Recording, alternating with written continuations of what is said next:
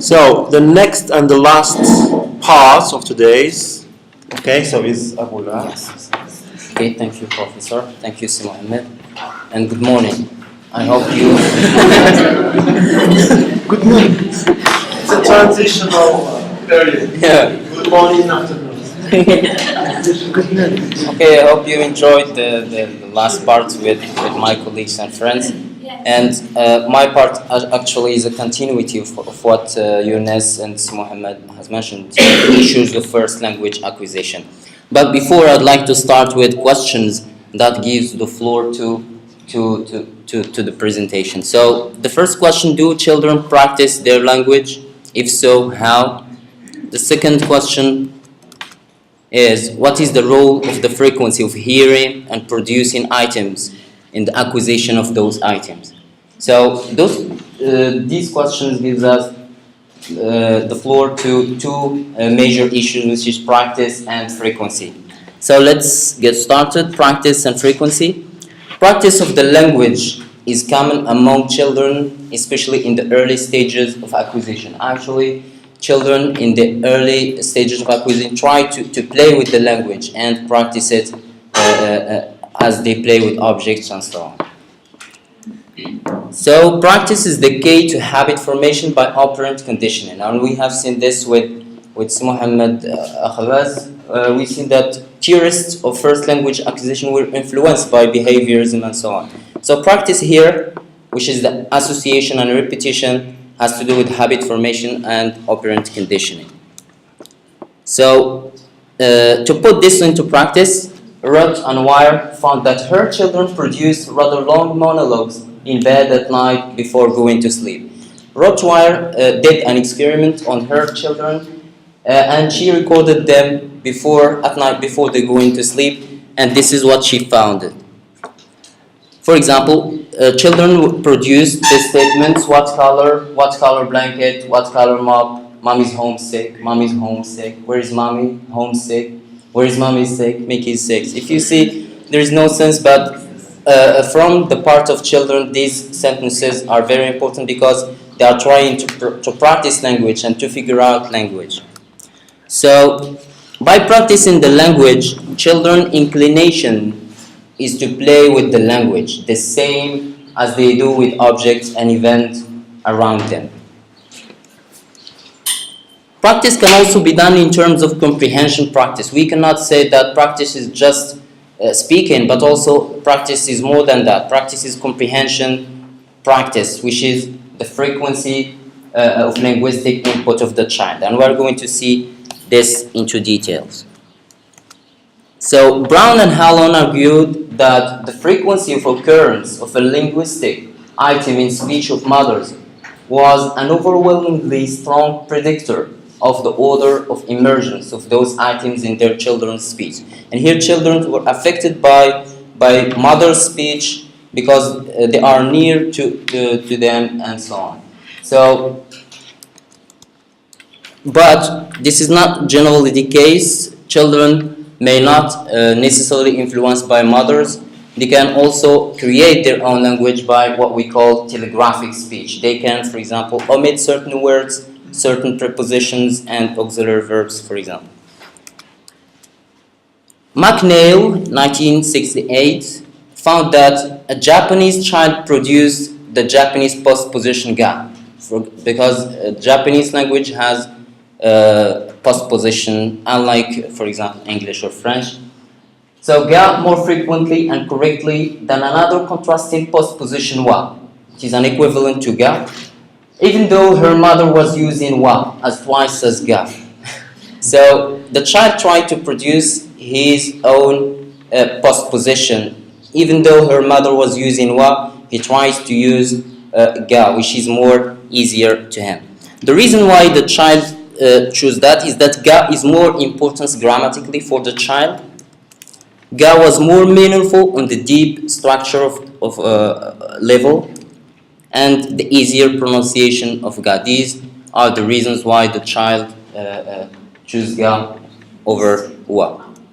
So the teaching implications. The audiolingual method gives an exclusive value to the frequency of input and output eventual success in learning a language. And I think you are familiar with the audiolingual method and how she contributed to the development of input and frequency of inputs. But modern methods, with their focus on meaning, interaction, and communication, operate on the view that frequency takes a backseat to meaningful. Modern methods came to oppose audiolingual method, and they give more emphasis to meaning rather than functions and grammar. Another issue in the first language acquisition is input. The role of adults and peer input to the child is far more important. The input of adults, the input of parents and mothers is also very important in figure out the child's language and linguistic items. The speech that young children hear is primarily the speech heard in home, and much of the speech is parental speech, means parents, and the speech of older siblings, means older sisters and brothers. Linguists argue that children are exposed to a chaotic sample of language from adult speech, means children try to find difficulties in understanding the language of adults because it's very hard for them grammatically and also in terms of meaning. Performance. Yes. So the only thing children do is that they try to rely on their innate capacities in order to figure out the language. So McNeill wrote, the speech of adults from which a child discovers the locally appropriate manifestation of the linguistic universal is complete random, haphazard sample, in no way contrast to instruct the child. So here McNeill described the speech of adults as a haphazard, random, means not organized in terms of planning and so on. And in fact, it shows the complexity of the acquisition process. So there is the idea of time, it goes quickly. And then there is this idea of completely random, haphazard, some point, etc., full of performance, problems, and so on. So look, two central things here. Okay?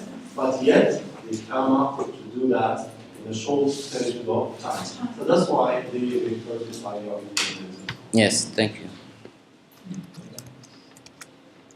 So children give too much attention to the deep structure and the communicative functions of the language. Means they don't react on grammar, but they react on the meaning and the communicative functions of the language.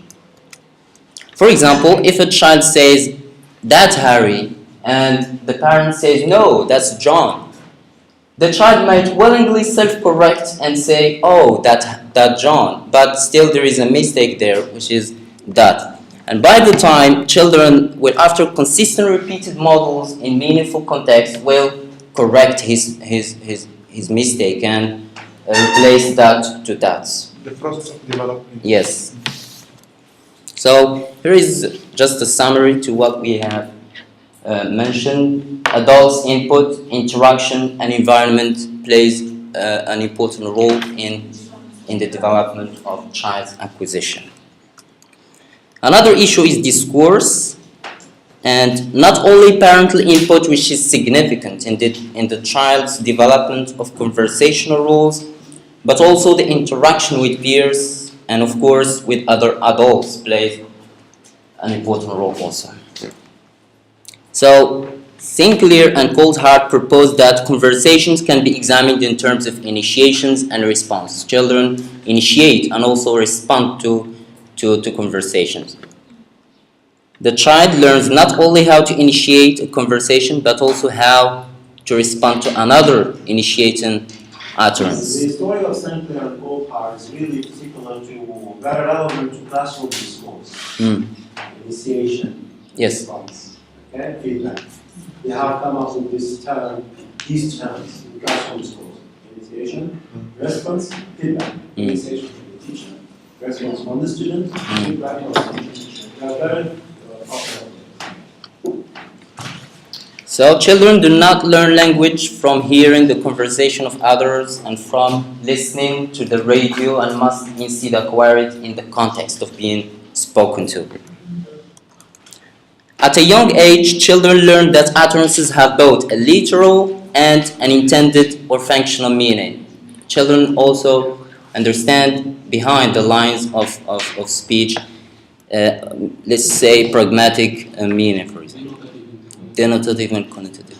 For example, the statement, it's hot in here, is understood directly as a request, and the child may open the window or the door easily. So first, language acquisition insights in language teaching.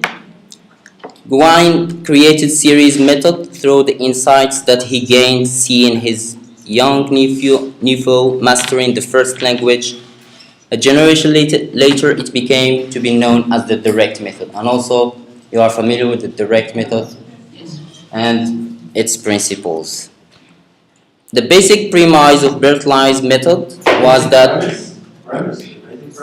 premise of Bertline's method was that second language learning should be more like first language learning, and this is the basic principle of the direct method. She gives more. They claim that the way we learn our first language should be the same as we learn our second language. Thank you.